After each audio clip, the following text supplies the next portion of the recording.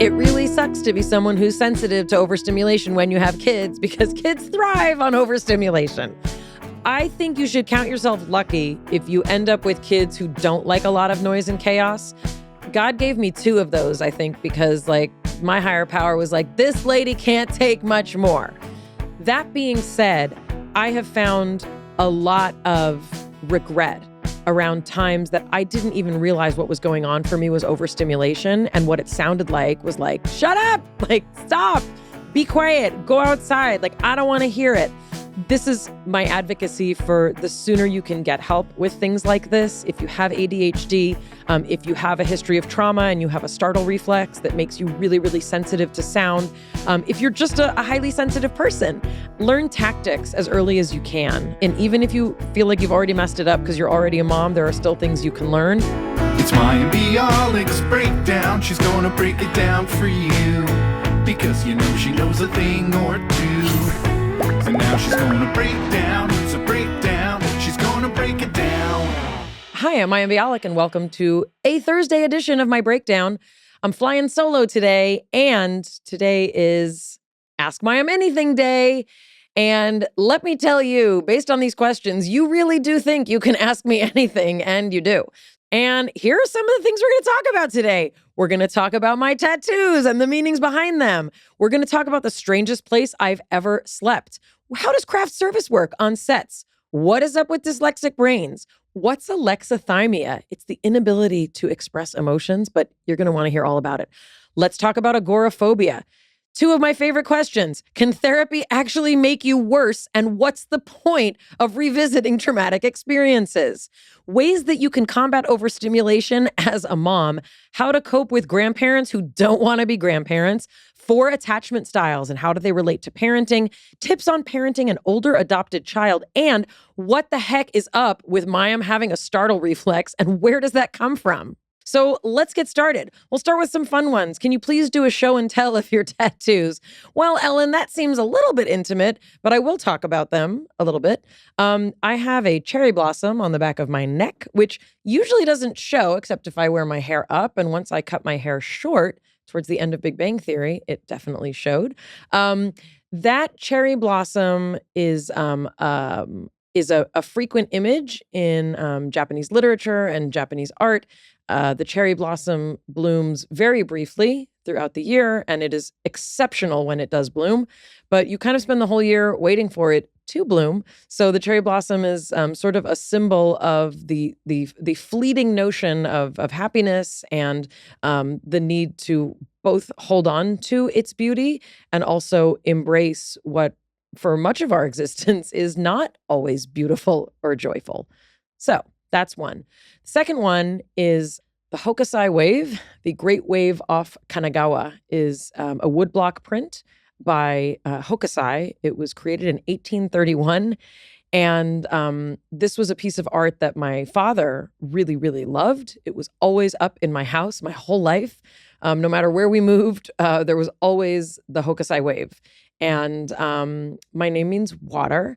And I spent a very long time thinking about getting my first tattoo. I was a grown-up. I actually had a close friend of mine whose name is Hawk Chait design it based on the Hokusai wave. And he created a temporary tattoo so that I could walk around with it for the better part of a year. I thought about it. So I did have it done. It's a very large piece. It is around my whole body. And it took 2 different sittings. And it's really big. And we talked about, should there be something funny where the waves meet, like Moses with the staff? And then we decided, no. Those are my tattoos, Ellen. What is the strangest place I've ever slept? Kristen wants to know. Well, Kristen, I want to know why you want to know that, but this is not an Ask Kristen Anything episode. I've slept a lot of strange places. I did a military style camp program the summer before I got married. And it was with soldiers who had just come to America from Israel. And one of our exercises was to sleep alone in the middle of a dark field. And what was most unusual about this is that you didn't get to see what it looked like in the daytime, meaning we had activities and did all sorts of things. And when it got dark, we were walked by our counselors, as it were. We were walked by our counselors to the place that we would be sleeping. So you had no idea really where you were or what was around you. It was scary, but in a healthy and character building way. And I thought I would never sleep, but I did. I went to sleep. It was just me and my sleeping bag, and no one was around me. We were placed far from each other. And then when I woke up in the morning, it was really beautiful. And we were retrieved and reconnected with people. So the place was right outside of Malibu. That's not what was strange. But the fact that I was alone in the middle of a field in darkness was very, very strange. Joy asks, do you have to keep your vegan cheese away from your vegan meats in order to stay kosher? No, Joy. Cute question. There is a law of kashrut, or kosherness, that you separate your dairy and your meat, and they can be in the same refrigerator, but you can eat vegan meat and cheese together. Actually, the only way that I have eaten like a cheeseburger, and I'm putting it in quotes because it wasn't real meat and it wasn't real cheese. That's something I had not really eaten because I was raised in a kosher home, at least for part of my childhood. So no, you don't have to separate vegan cheese and vegan meat for the same reason that you can eat like vegan shrimp or fake kosher shrimp. Not something I'm interested in at all. But anyway, that is the vegan cheese and meat story. Shevas asks, can you tell us a little bit more about how crafty food service on sets work? Well, every set is a little bit different. Back in the day, in the 80s, when I started acting, craft service was handled by the props department. Now, the props department was usually two kind of rough and rugged guys. And their idea of craft service back in those days was like pretzels and M&Ms and like soda.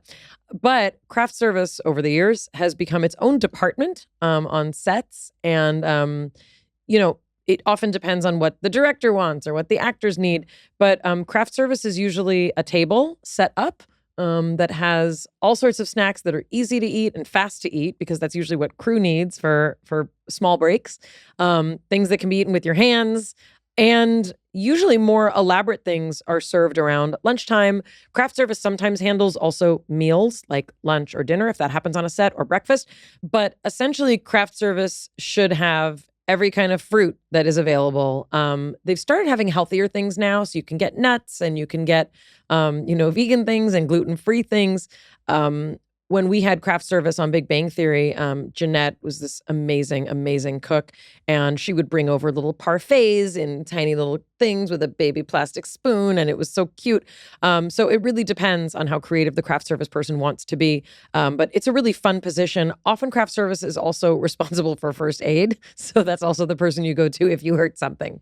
Just how it works. Let's move on to some neuroscience questions, shall we? How are dyslexic brains different from typical brains? I've been struggling with my neurodivergent brain and finding where I belong. How does someone with a round brain fit in a world for square brains? Well, Jamie, there are many ways to answer the few questions that you asked. So there's a general notion in terms of neurodivergent brains that can include things like dyslexic brains, but it's a much more general term when we talk about neurodivergent brains. And, the short answer is you can't fit a round peg into a square hole or a square peg into a round hole, meaning, celebrating differences it's not just lip service. We actually need to understand that our human experience is different than that of every other person. And while there are similarities, for people whose brains generally work different than, quote, the norm, there's going to be challenges. It's going to be hard. One of the things that I find really encouraging is the level of conversation that people are having about this at all. The notion that we can even understand that people learn differently, people think differently, people organize the world differently. That's really important. And the ability of people who don't think, quote, differently, the fact that they know that that is also something that exists is also important. So it's not just important for people who are neurodivergent to know that they are. It's important for people who are not to understand that those people exist. And that's something that did not exist even 10 years ago, I'd say. In terms of how dyslexic brains are actually different, one of the distinctions that I find helpful is to note that dyslexia is not a disorder. It's not a condition. I guess you can call it a condition, but I think of dyslexic brains as brains that simply have different circuitry, different wiring. It's not significant enough that you cannot function. And there are people with varying levels of dyslexia who function at incredible levels. But the thing about the brain when it has to learn to read is it's incorporating a lot of different information. It's not just looking at words and saying them. What it is it's tracking words, it's having them go through circuitry in the brain that converts that to an understanding that then converts that into speech. And so all of those places, all of those circuits, there are opportunities for differences. And that's where we get dyslexic brains. There are differences in that kind of circuitry. So I think it's important to note that while there may be differences in other brain regions, cerebral cortex differences have been noted and differences in the thalamus, which is a relay center in the brain. The general notion is that people who are dyslexic can read, can comprehend, can communicate about what they read. It just involves kind of finding other ways, kind of shortcuts, ways to sort of say to the circuitry, I'm going to get around you. So that's kind of a general way that I hope is helpful to think about the dyslexic brain. And now a word from our sponsors at Betterment. Picture this. Your eyes meet a mysterious stranger from across the room. Your souls start to intertwine, your hearts start to become one, and you haven't thought about your investing portfolio in a while.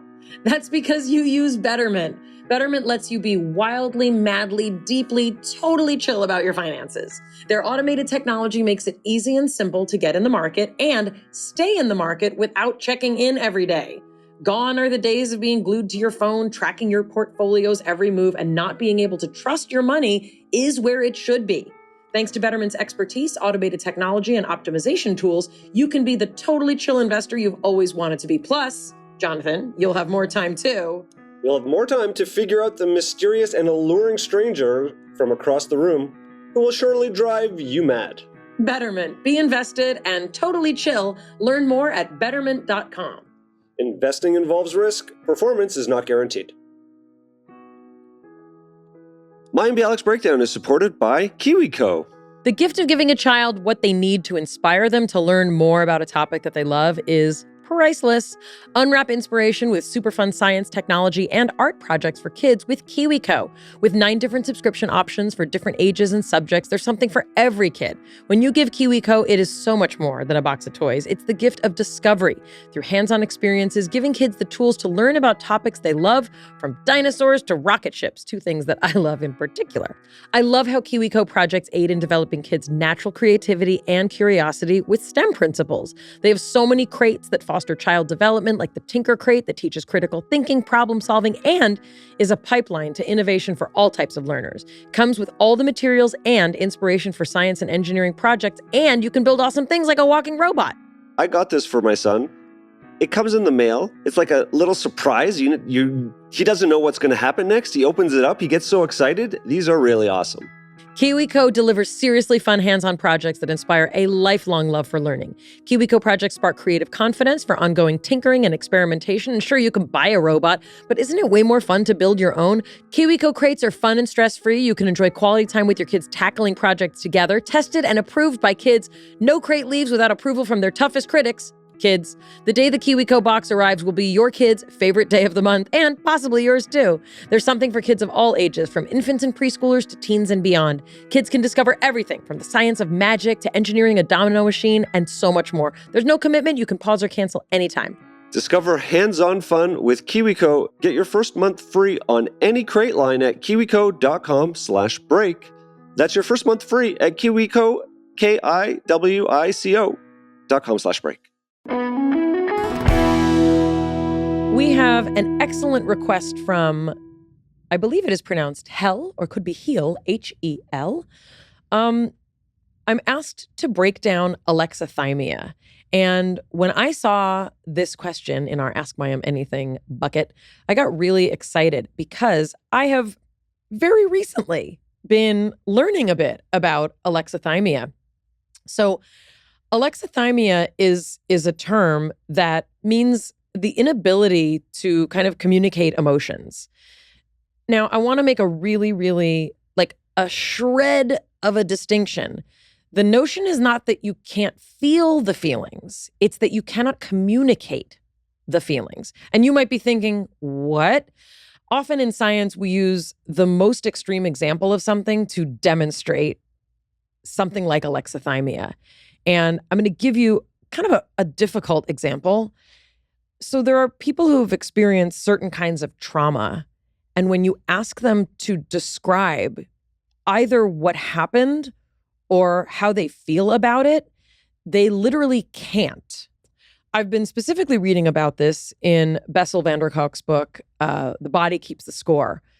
And alexithymia is described in cases where people can describe their abuse, but they don't have any emotion connected to it.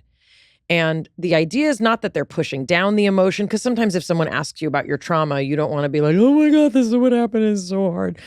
You sometimes will just report the facts. This is not that. This is someone who does not have access to the emotional content attached to the trauma. Sometimes when doctors will ask these people to talk more about what they're feeling, they will report, I don't know. And recently, my therapist has been telling me to take every time I say I don't know as a part of me that doesn't want to know. If that doesn't blow your mind, I don't know what will. It sure blew my mind. So when people with alexithymia are asked, what are you feeling or what do you feel about that? When their answer is, I don't know, it literally means an inability to have access to those emotions. It's often because it is too enormous and it's a protective mechanism that this person has adopted. There are ways to break through it. And we've talked about a lot of those here. A lot of transcendental experiences can help people break through that. A lot of spiritual experiences can help break through that. When you hear about people who have experiences with psilocybin or with ayahuasca or with ketamine in therapeutic environments, often what happens is this gets broken down. So really, really fascinating protective mechanism that we can adapt as humans. Sometimes you'll also find alexithymia in things like Alzheimer's disease or Huntington's disease or Parkinson's disease. But really in any chronic condition, things like multiple sclerosis, traumatic brain injury, you will sometimes see this. And the question is, are there genetic predispositions to getting alexithymia or having alexithymia? I want to just emphasize that alexithymia is a state. It doesn't have to be a permanent state. And please don't confuse it with, I don't want to feel or I don't want to talk about my feelings. Alexithymia is literally an inability to describe or feel emotions, usually related to something significant. Great question. Also being asked to break down agoraphobia. This comes from Lisa. So agoraphobia is the fear. Typically, we think of agoraphobia as the fear of going out, like going outside. And, if you've seen any sort of sensationalized depiction of this, it's usually a very exaggerated version of agoraphobia. But many people can be agoraphobic and still go out, but there's a tremendous amount of anxiety associated with that. And agoraphobia is one of those things, if untreated or not addressed, it can grow to the point that people literally do not leave their homes, which is obviously very dangerous. What happens in agoraphobia is a fear of what happens when you leave the home. So this can also be something that we see when you also have anxiety, or if someone has obsessive compulsive disorder, you can find some of these things may group together. There are many reasons why people may become agoraphobic. There's not kind of one like this is how it happens, or here's the gene for agoraphobia. I know that would be much easier if we could say like, oh, well, let's just fix the gene. But it's very, very complicated, this kind of condition and this kind of presentation. I also want to mention that agoraphobia is something that can often start small. And if you start flagging, not just a lack of desire to leave the house, because that can happen with depression, it can happen with panic disorder. If you start tracking that there's something specifically ominous or feels like is looming when you think about going out, that's a really good time to get help if you have not already. and describe very specifically as you can to a therapist or a licensed professional what you're experiencing, because agoraphobia is the kind of thing you want to kind of nip it in the bud, see if you can figure out where it's trying to grow so that it doesn't. We have 2 questions next that are really, really difficult. They're so difficult that I almost didn't want to answer them, but I'm going to. The first question comes from Jimena, and I'm going to combine it with a question from Cecilia. So first, Jimena's question.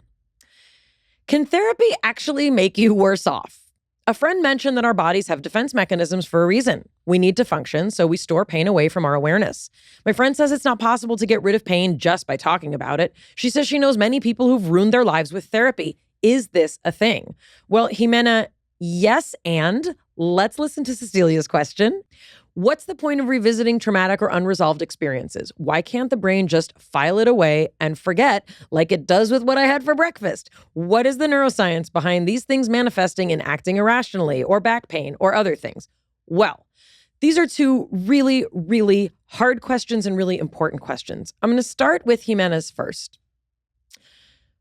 First of all, your friend is wrong, sister. Your friend is wrong. And while Sigmund Freud may have been wrong about a lot of things, like your friend is wrong, Freud did discover that when people have space held for them, that's kind of the fancy term, when people sit with a therapist and a therapist holds space for them, something would shift in his patients. And he couldn't explain it either, but it was the basis for kind of what we know as psychoanalysis and psychotherapy. And the notion is something that we do understand a bit more now than in Freud's time. When you are alone with something painful, it is different than when you are not alone with it.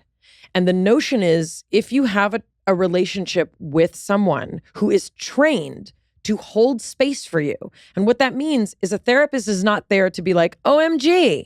Some might, but generally speaking, the practice of therapy is not for them to freak out. It's not for them to try and fix it. And in many cases, much to my dismay, I've been in therapy for almost 25 years, they also can't just direct you to do what they think you should do, because that's not how it works.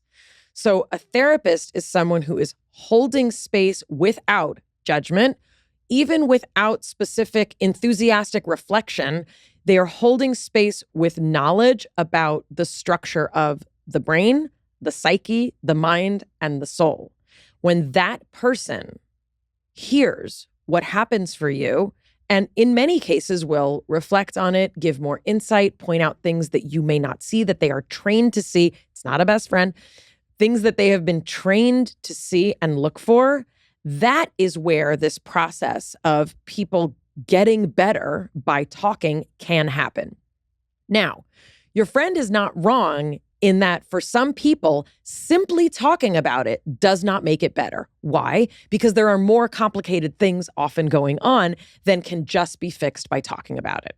Okay. So many people have had experiences with therapists that they did not feel comfortable with, that they did not feel safe with, and guess what? There are bad therapists. So you can't take someone's experience anecdotally and generalize it about everything. That's just not how science works. It's not how the world works, right? If one person's like, I dated a guy and he was a real jerk, I would never say, well, no one should date guys because that guy was a jerk, right? So if someone has a bad experience in therapy, that's a completely different thing. And that can really F you up.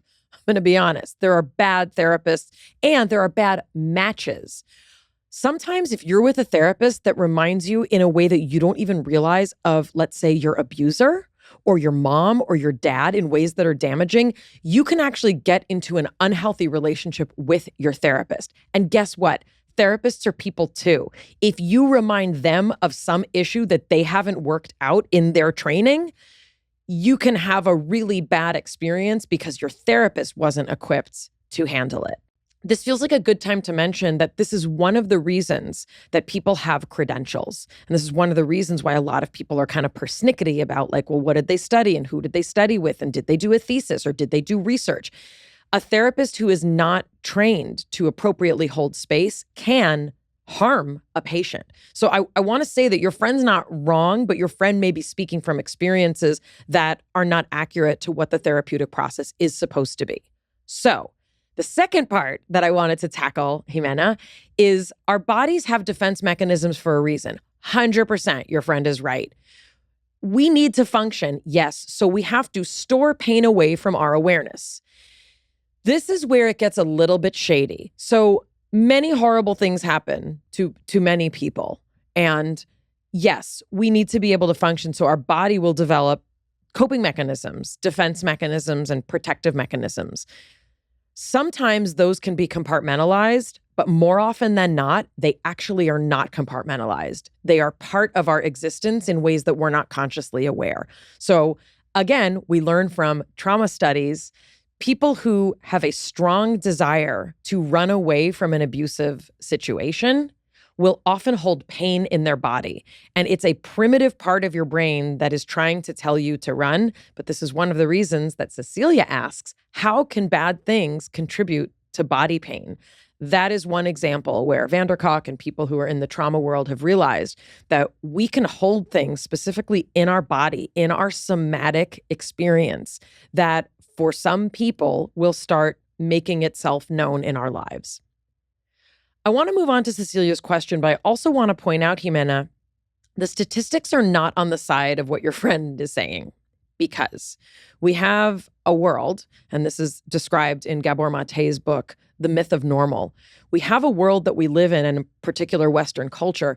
We have a culture that we live in that seems to think that it is reasonable for many people, many hundreds of thousands of people to suffer from conditions that we now know are related to psychological features, dietary features, the way that we take care of our body, mind, and spirit contributes to what is essentially a medical crisis in this country. The number of people on medications, the number of people needing support in ways that go beyond just the medications that doctors prescribe. So I don't want to be that stats person, but the fact is we are not well compartmentalizing what's going on. And the amount of trauma that people experience is enormous. And when I was growing up and we would start learning about rape statistics, one of the things they would always say is these are just the rapes that are reported, right?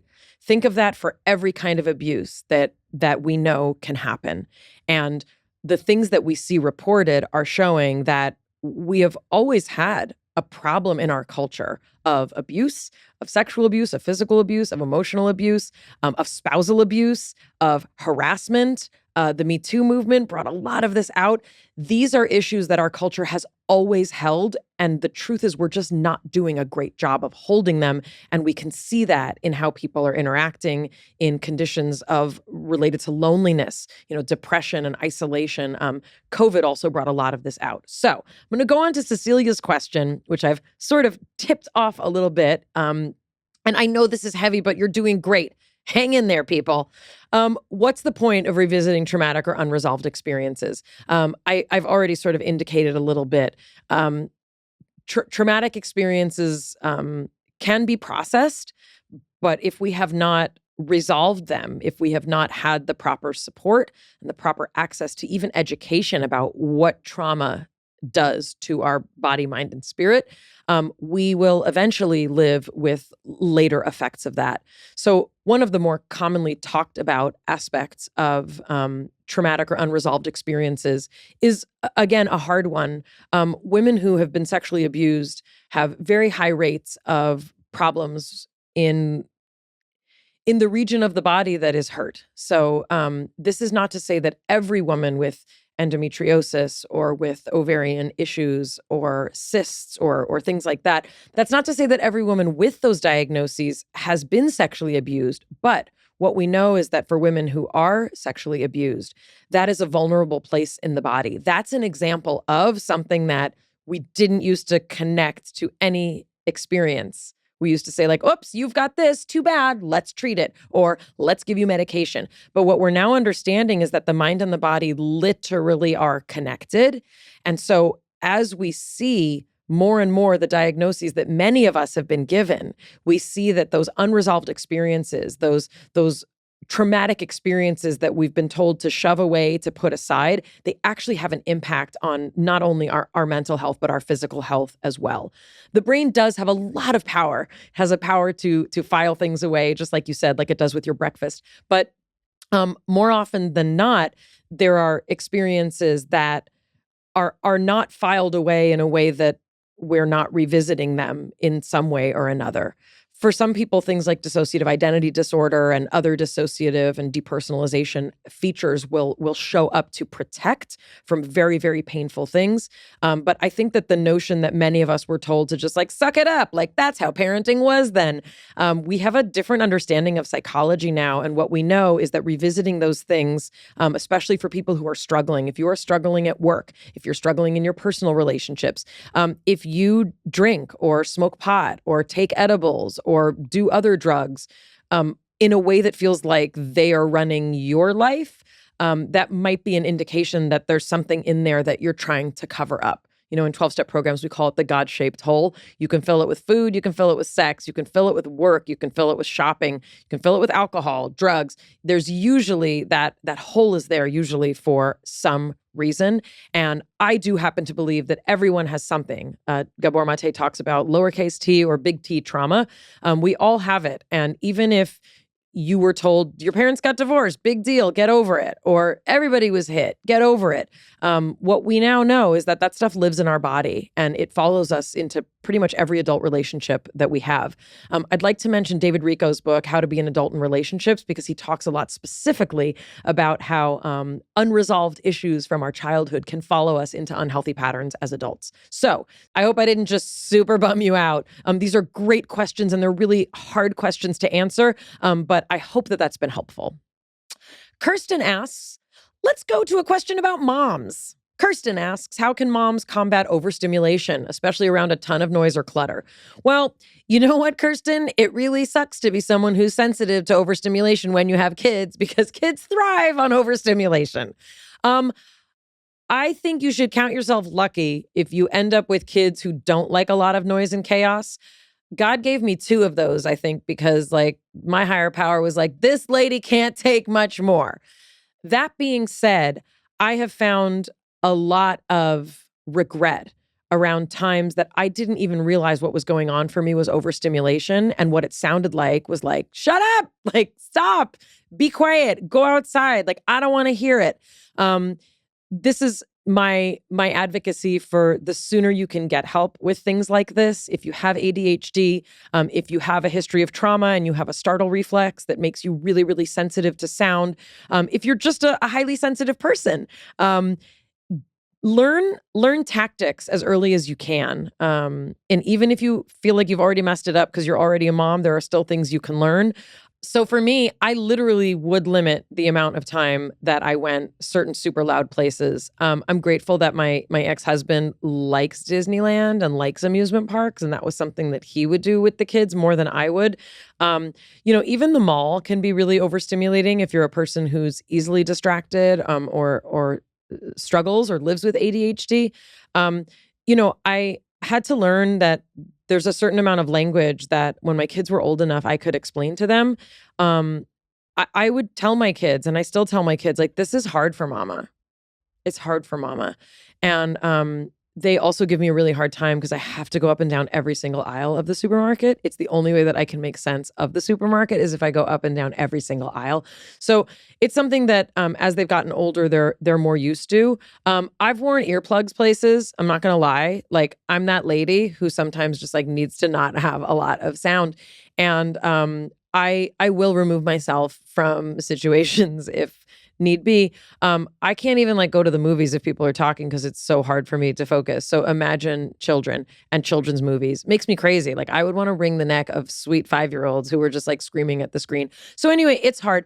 But I will say that there are practical ways that you can try and desensitize yourself. And if you haven't gotten help or assistance or pointers or even cognitive behavioral therapy for some features of ADHD or trauma, that can help a lot. But practicing self-compassion is very, very important. Knowing that you cannot force a square peg into a round hole. And also having language around it that doesn't make your kids feel like you're apologizing for being you, because that's another thing you don't want to do, especially if you're going to have conversations with your kids about it. You don't want to be like, Mama's such a mess. I mean, Mama is kind of a mess sometimes, but you want to come from it from a positive place of like, I know what is healthy for me, and it's really good for you to know what's healthy for you. And I'm going to give you an example. Like, Mama cannot be at this particular, party for 4 hours. She can be there for 2 hours, or she can drop you off and she can come back. So you want to also not make your kids feel like it's bad or wrong if you are hypersensitive, because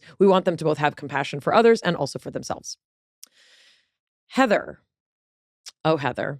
Heather says, both sets of her children's grandparents, meaning her parents and I guess her in-laws, don't make an effort to be in her kids' lives.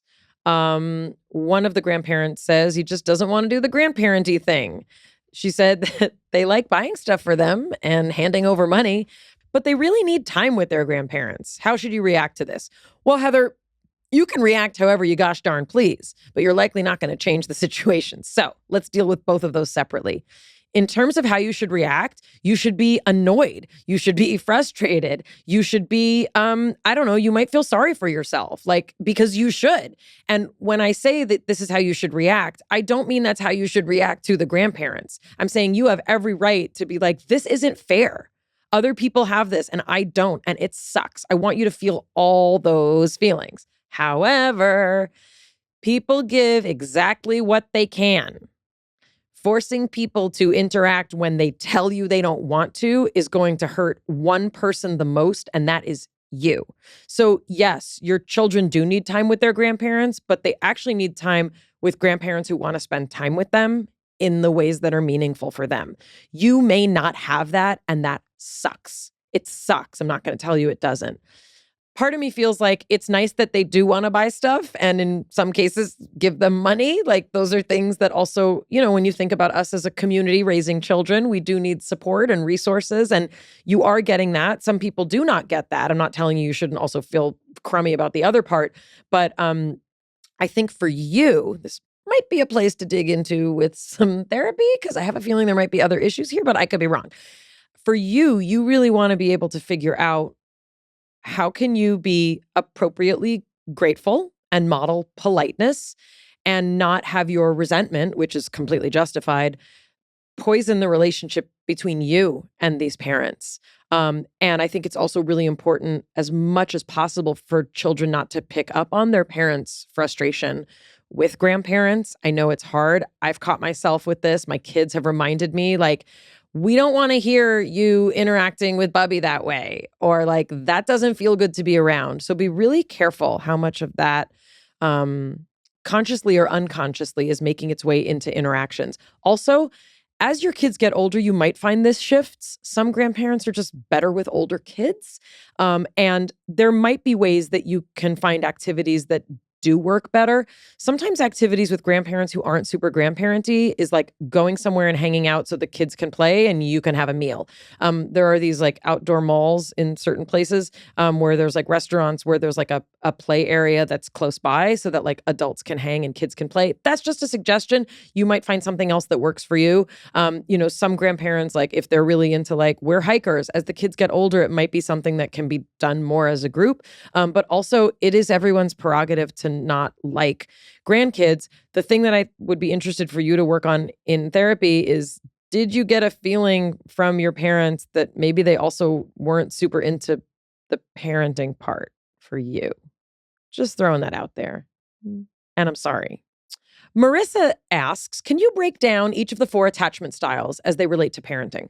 Well, Marissa, there's 2 ways to answer this, because you could be asking me how they relate to parenting children with these styles, or what happens when parents have these different styles. So first, let me just describe, there's subtle differences in how people categorize them, but generally speaking, and this was John Bowlby's work, an attachment theory. So there are 4 main styles of attachment that we seem to know about: secure attachment, avoidant attachment, ambivalent attachment, and disorganized attachment.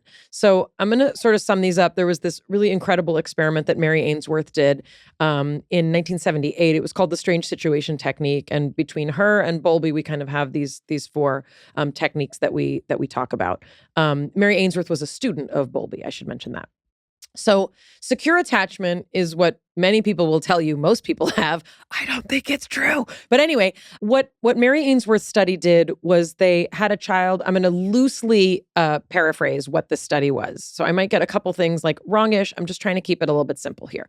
You take a kid with their mom, in this case it was mom's, and you have a stranger come into the room, a friendly stranger, and the mom leaves. And basically the study was like, what happens? What is the kid going to do when the mom leaves? And then what's the kid going to do when the mom comes back? All right. So from this, we have found these 4 attachment styles. So secure attachment is that like the kid is like happy with their mom and like playing and doing whatever babies do. And when the mom leaves, they're left alone with this friendly stranger. They'll be upset because like mom's gone, like makes sense. But then when mom comes back, they're relieved. Like, whew. Mom's back. That's called secure attachment. So generally speaking, people who behave like that as children, we would like to think, will go on to be people who think about it with your partner. Like when they're with you, you're happy. When they leave, it's like, oh, but when they come back, it's like, yay. But like, that's it. Okay. Let's go on to ambivalent attachment. Ambivalent attachment, you'll see that the child is, a little clingy when this stranger is present. And I had very clingy children. I don't know that means they were ambivalently attached. So being clingy is not the only thing that makes you have ambivalent attachment. But when the caregiver leaves, like when their mom would leave, the child freaks the F out, like more than you would see in, let's say, the secure attachment child. And when the caregiver comes back, the child is so upset by the fact that they left that they have a hard time reconnecting with the mom. Okay? That's called ambivalent attachment. And I just got a little emotional. If you've dated someone with ambivalent attachment, you probably know what this looks like. They have trouble getting truly close. And when they do get close, it feels scary to them, which means they will often withdraw or place barriers or obstacles in the relationship.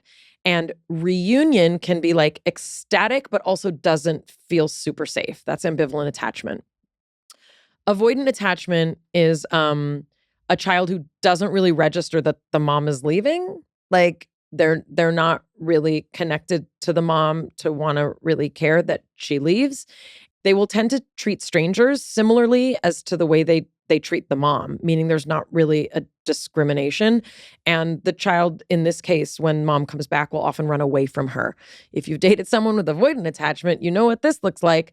You really want them to date you, and they're giving you all the signals that they really don't want to. Sex might be amazing, but that's often the only part that you'll have that's amazing here. So that's what avoidant attachment looks like.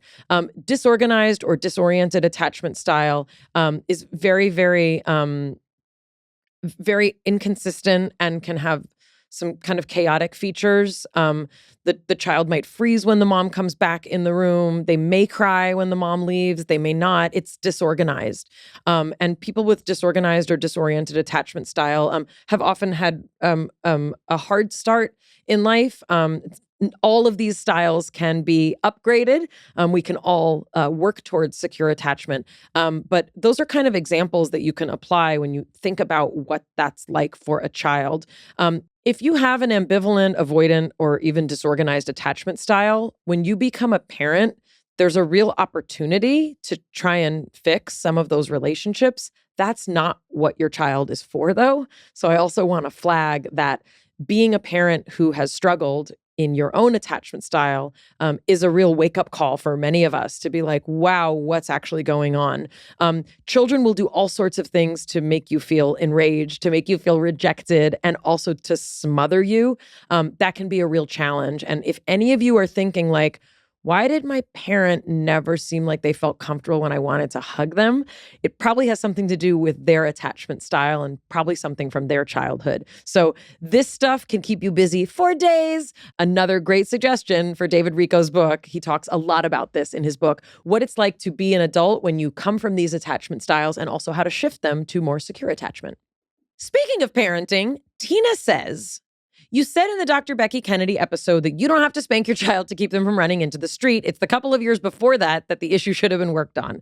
Do you recommend any parenting techniques for someone adopting a 9-year-old? Well, Tina, I first of all appreciate you listening to the Dr. Becky episode, which was fascinating for me to be part of because she's so brilliant. And I want to just clarify that if you feel like you have a child who only listens to you when you hit them, I don't want you to think that I'm saying you messed up, you did it wrong. What I was trying to communicate, and actually what Dr. Becky was trying to communicate, is that discipline is something that starts, essentially from birth, and you adopting a style that works for you and your child without hitting or without harsh punishment and yelling, that's something that we all have to work on from the time our children are very, very little.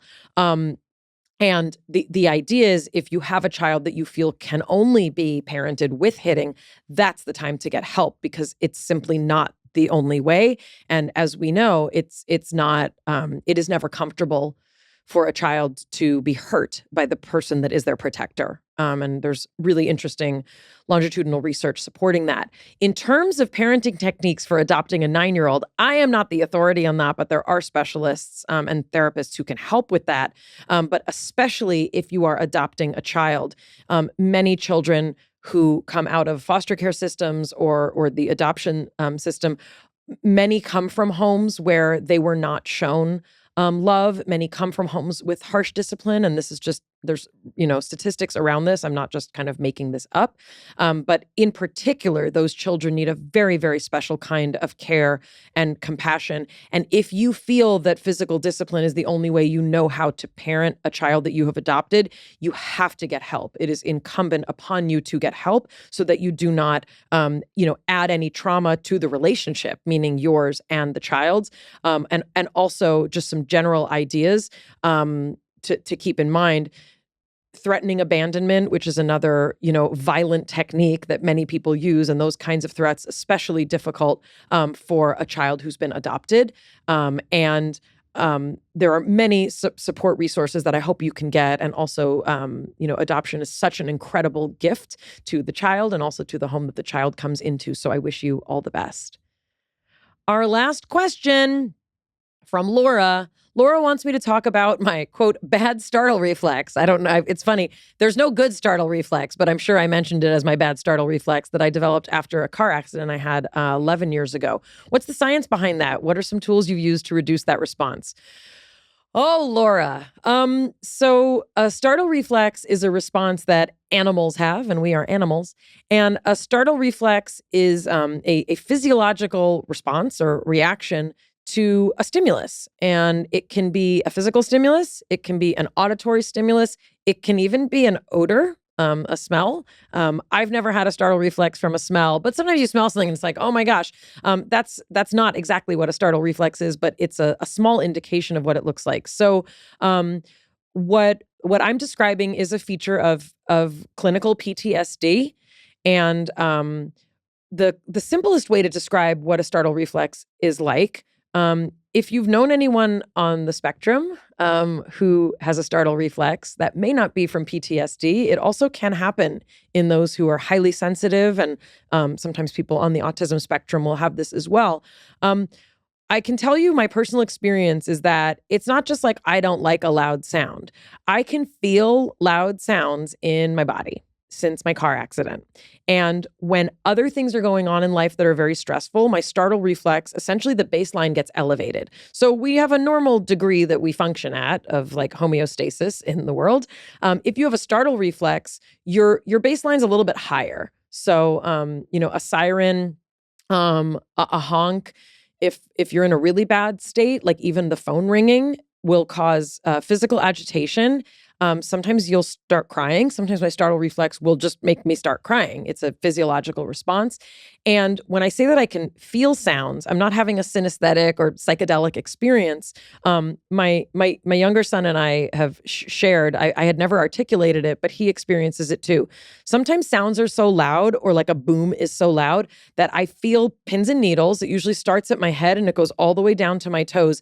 And it's like the sound is like rocking my body. Now, you might be thinking like, that sounds crazy. And indeed, it does. And before I had experienced it, I thought like, oh my God, these people like talking about this, like they're so sensitive, like get over yourself, or like take a chill pill is what we used to say in the 80s. But guess what, people? It's a real thing. And it's painful. It's not painful in the way of like, I'm being wounded, but it's disconcerting and it can make you cry. It's that much stimulation and intensity. I don't like that this happens. I don't choose it. I don't want it to happen. But when other things are going on and my anxiety is up for other reasons, meaning like, oh, I don't know, during a global pandemic, that's when my baseline, which is normally elevated, gets really, really high. The glass of water metaphor is something I've talked about here. If a glass is already full, one extra drop will spill it over. The idea with meditation, the idea with therapy, the idea with processing trauma is that it lowers the level of water in a glass so that it takes more drops to get it to spill over. So that's a good kind of visual for what it feels like. The tools that I've used to reduce my startle reflex, processing trauma, which is an actual thing. There are techniques, there are therapists, there are somatic therapy in particular, which is therapy that involves actually working with your body. Trauma can get out of your body. It's a thing. It's science. And I'm happy to do another episode, probably all about that would be great. I think people would probably really enjoy that. But somatic therapy, some people do craniosacral therapy, which is a very delicate therapy. If you're into more holistic and alternative practices, people do Reiki and energy work for this. People do, regressions, past life regressions and things like that. But a good therapist who's trained in processing trauma can help with this.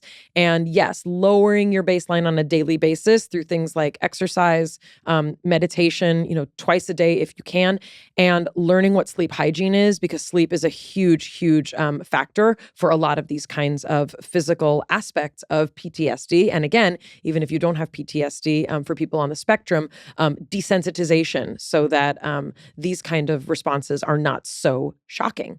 Thank you so much, Laura. And thank you, everybody. This was a really, really awesome set of questions. I hope you enjoyed the answers. You clearly can ask Mayim anything. And that's it. Follow us at Bialik Breakdown, and can't wait to see you for more Ask Mayim Anything and for a regular episode on Tuesday. From our breakdown to the one we hope you never have. I'll see you next time. It's Mayim Bialik's Breakdown. She's gonna break it down for you. She's got a neuroscience PhD or two. One fiction, one and now she's gonna break down